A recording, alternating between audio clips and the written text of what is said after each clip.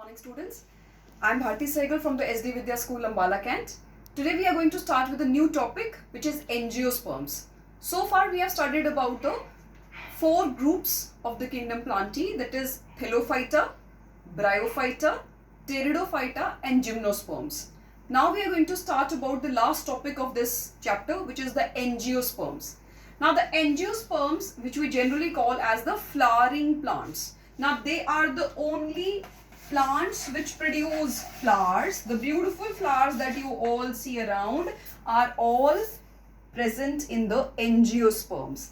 And all the fruits that you relish, the mangoes, the lychees, the papayas, all are produced by the angiosperm. So आप सोच सकते हैं economically अगर देखा जाए तो सबसे ज्यादा इकोनॉमिकली अगर कोई प्लांट्स इंपॉर्टेंट है economically, although all plants are important because of the kind of ecological balance they are maintaining, बहुत इंपॉर्टेंट है. थेलोफाइटा बहुत इंपॉर्टेंट है, ऑल्दो हमने उस टाइम बात नहीं किया, लेकिन थेलोफाइटा बहुत इंपॉर्टेंट है क्योंकि Thallophyta makes the very important part of the food chains. Right, ecological balance को मेंटेन करने में बहुत इंपॉर्टेंट सभी प्लांट्स कर रहे हैं, लेकिन इकोनॉमिकली देखा जाए तो सबसे ज्यादा अगर कोई प्लांट इकोनॉमिकली इंपॉर्टेंट है वो है एंजियोस्पर्म, क्योंकि फ्लावरिंग भी है और फ्रूटिंग भी है, तो दोनों ही तरह से ये अपना बहुत इंपॉर्टेंट रोल प्ले कर रहे हैं.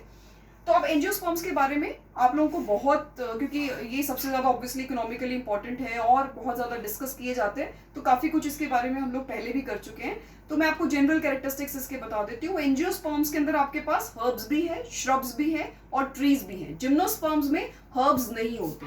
जिम्नोस्पर्म्स या तो श्रब्स होते हैं या ट्रीज होते हैं, लेकिन इन द केस ऑफ एंजियोस्पर्म्स इनमें हर्ब्स, श्रब्स, ट्रीज आपको तीनों कैटेगरीज मिलेंगी.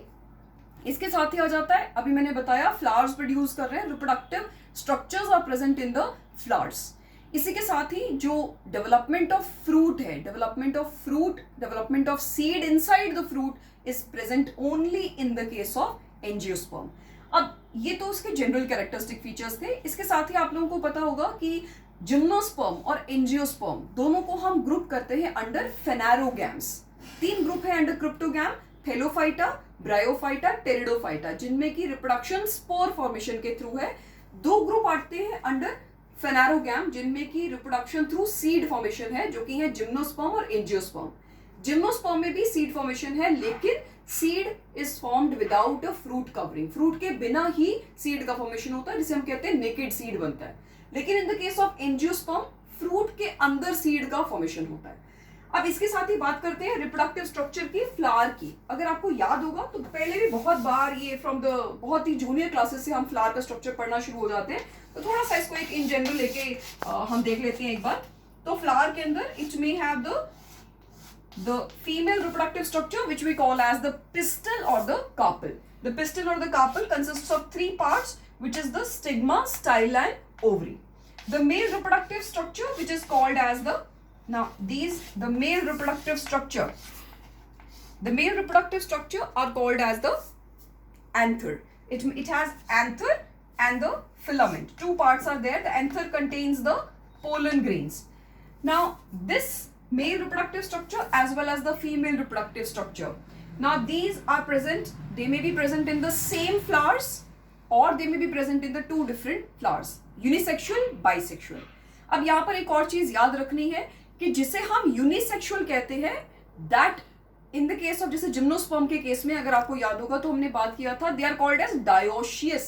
डायोशियस का मतलब होता है कि जिसमें यूनिसेक्सुअल मतलब बाइसेक्सुअल का मतलब हो गया जिसमें मेल और फीमेल दोनों इकट्ठे एक ही फ्लावर के अंदर प्रेजेंट है. जैसे अभी हम डिस्कस कर रहे थे, यहाँ पर एक ही फ्लावर के अंदर प्रेजेंट है, वो है बाइसेक्सुअल.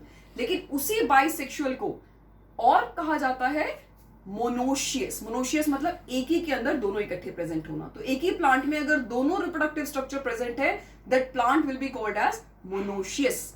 ऐसे ही अगर दो अलग अलग प्लांट्स में प्रेजेंट हैं, जैसे साइकस के अंदर मेल रिप्रोडक्टिव स्ट्रक्चर्स अलग प्रेजेंट रहते हैं, फीमेल रिप्रोडक्टिव स्ट्रक्चर्स अलग, they are called as dioecious. तो अब ये हो गया male and female reproductive structures. Flowers reproductive structures हैं जिनमें की मेल रिप्रोडक्टिव स्ट्रक्चर्स भी प्रेजेंट है और फीमेल रिप्रोडक्टिव स्ट्रक्चर्स भी प्रेजेंट है. इसके साथ ही कॉन्सेप्ट हमने बात किया यूनिसेक्सुअल, बाइसेक्सुअल का. अब इसके अलावा सबसे इंपॉर्टेंट पार्ट आ जाता है रिप्रोडक्शन का. एंजियोस्पर्म्स में रिप्रोडक्शन कैसे होता है? जनरली इनमें सेक्सुअल रिप्रोडक्शन है. आपने क्लास 10th में जितने वेजिटेटिव प्रोपगेशन के मोड्स पढ़े, तो उनमें से ज्यादातर मोड्स जो है वो आपको एंजियोस्पर्म्स में मिल जाएंगे, मतलब कटिंग के थ्रू, ग्राफ्टिंग के थ्रू, लेयरिंग के थ्रू आप इसको ग्रो कर सकते हैं। इसके साथ ही अब बात करते हैं सेक्सुअल रिप्रोडक्शन की। तो सेक्सुअल रिप्रोडक्शन का भी जो आपने स्टडी किया था, that is in the case of the angiosperm, जिसमें अगर आपको याद होगा पहला स्टेप रहेगा पॉलिनेशन, जिसमें pollen grain falls on the surface of the stigma. Pollen grain by the chemotropic movement of the pollen tube moves into the ovary where it fuses with the ovule. अब यहां पर ovule के साथ ही आपके पास क्या आ जाती है, फर्टिलाइजेशन। अब यहां पर फर्टिलाइजेशन तो होगी, लेकिन हम कहते हैं डबल फर्टिलाइजेशन है। डबल फर्टिलाइजेशन का मतलब क्या हुआ, दो बार फर्टिलाइजेशन हो रही है। पहली फर्टिलाइजेशन हो रही है बिटवीन द पोलन गेमीट। अब एक बात यहां पर हमेशा याद रखनी है कि पोलन ग्रेन मेल गेमीट नहीं है, पोलन ग्रेन मेल गेमीटोफाइट है, उसके अंदर मेल गेमीट्स प्रेजेंट है जो कि पोलन ट्यूब के थ्रू वो ओवरी के अंदर रिलीज करता है। अब एक पोलन गेमीट फ्यूज करेगा विद द एग सेल, जिसमें से प्लॉइडी अगर देखी जाए तो पोलन गेमीट की प्लॉइडी भी एन मतलब हैप्लॉइड, एग सेल की प्लॉइडी भी एन मतलब हैप्लॉइड, दोनों मिलकर बनाएंगे 2n का एक जाइगोट, और यही जाइगोट आगे चलकर डेवलप करेगा एम्ब्रियो में, और एम्ब्रियो बनाएगा एक नया प्लांट। अब इसके साथ ही आ जाते हैं दूसरे पोलन न्यूक्लियाई का। अब एक पोलन ग्रेन पोलन गेमीटोफाइट के अंदर दो पोलन न्यूक्लियाई रहते हैं। दूसरा पोलन न्यूक्लियस जो है वो फ्यूज करेगा विद द सेंट्रल सेल। अब समझने वाली बात यह है कि पोलन न्यूक्लियस तो पहले ही हैप्लॉइड है, लेकिन सेंट्रल सेल डिप्लॉइड है। अब यहां पर जो स्ट्रक्चर बनेगा वो बनेगा 3n। 3n का मतलब है ट्रिप्लॉइड। ट्रिप्लॉइड बनेगा एंडोस्पर्म। अब यहां पर दो बार फर्टिलाइजेशन हो रही है, दो बार गेमीट्स की फ्यूजन हो रही है, इसीलिए हम इसे कहते हैं डबल फर्टिलाइजेशन। जिसमें से ये पहला प्रोसेस जिसमें कि जाइगोट बन रहा है और एम्ब्रियो का फॉर्मेशन होगा, इस प्रोसेस को हम कहते हैं सिनगेमी। सिन का मतलब टुगेदर, गेमी का मतलब गेमीट्स। गेमीट्स इकट्ठे आ रहे हैं, जुड़ रहे हैं, तो हम उसे कहेंगे सिनगेमी। इसके साथ ही दूसरा प्रोसेस जो है जिसमें कि 2n का जो ये आपका सेल है सेंट्रल सेल फ्यूज कर रहा है पोलन न्यूक्लियस n के साथ, इसे हम कहते हैं ट्रिपल फ्यूजन, क्योंकि इसमें 3 न्यूक्लियाई फ्यूज कर रहे हैं। 3 न्यूक्लियाई कैसे, क्योंकि 2n का स्ट्रक्चर तो डिप्लॉइड तो खुद ही सेंट्रल सेल था, एक n उसके अंदर जुड़ रहा है पोलन न्यूक्लियस का, तो अब 2n प्लस n 3n हो गए, तो इसे बोलते हैं ट्रिपल फ्यूजन। अब इन दोनों फर्टिलाइजेशंस को हमने बात किया, इकट्ठे जोड़े तो कहेंगे डबल फर्टिलाइजेशन।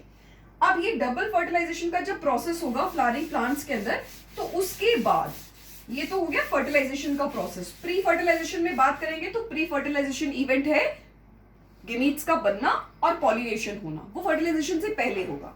ये प्रोसेस था फर्टिलाइजेशन का। अब इसके बाद हम बात करते हैं पोस्ट फर्टिलाइजेशन। फर्टिलाइजेशन के बाद क्या होगा, तो फर्टिलाइजेशन के बाद क्या हो रहा है, यहाँ पर जो ओव्यूल है जिसका फ्यूजन हुआ, that will develop into the ovule will develop into the seed. The zygote जो अभी हमने बात किया, फॉर्मेशन ऑफ जाइगोट होता है सिनगेमी से, ये जाइगोट बनाएगा एम्ब्रियो। अगर आपको थोड़ा सा सोचेंगे तो आपको याद आएगा कि स्प्राउट्स आपने देखे होंगे, तो सीड के अंदर से ही नया प्लांट निकलता है। तो वो जो नया प्लांट आप देख रहे हैं वो एम्ब्रियो है, और वो जो सीड आप देख रहे हैं वो एक्चुअली फर्टिलाइज्ड ओव्यूल है। तो ओव्यूल की फर्टिलाइजेशन के बाद वो सीड में डेवलप करेगा, जाइगोट एम्ब्रियो में डेवलप करेगा, और जो ओवरी की वॉल जिसके अंदर ये सारा प्रोसेस हो रहा है, now the female gametophyte ovule female gametophyte है, जैसे पोलन ग्रेन मेल गेमीटोफाइट है, ऐसे ही ओव्यूल फीमेल गेमीटोफाइट है। अब ओवरी की wall will develop into the fruit wall and the ovary will develop into the fruit. तो अब ये सारा प्रोसेस है पोस्ट फर्टिलाइजेशन का, फर्टिलाइजेशन के बाद के इवेंट्स। अब एंजियोस्पर्म्स को, तो this is clear, post fertilization ovule will develop into seed, zygote into embryo, the ovary will develop into fruit, ovary की wall into fruit wall और ovule की wall into the seed wall, tester tegmen। तो इसके साथ ही हमारे पास आ जाता है angiosperms की हम दो ग्रुप्स ले लेते हैं, मोनोकोट्स एंड डाइकोट्स। अगर आपको ध्यान होगा तो मोनोकोट्स जिनमें की सिंगल कॉटिलिडन प्रेजेंट रहता है सीड में, और डाइकोट्स जिनमें सीड में 2 कॉटिलिडन्स होते हैं। इसके साथ ही मोनोकॉट्स में पैरेलल वेनेशन रहता है, जबकि डाइकॉट्स में रेटिकुलेट वेनेशन रहता है। डाइकॉट्स के अंदर टैप रूट सिस्टम होता है, जबकि मोनोकॉट्स में फाइब्रस रूट सिस्टम होता है, राइट? इसके साथ ही आ जाता है आपके पास the kind of flowers in dicots are either tetramerous or pentamerous. In the case of monocots, the flowers are trimerous.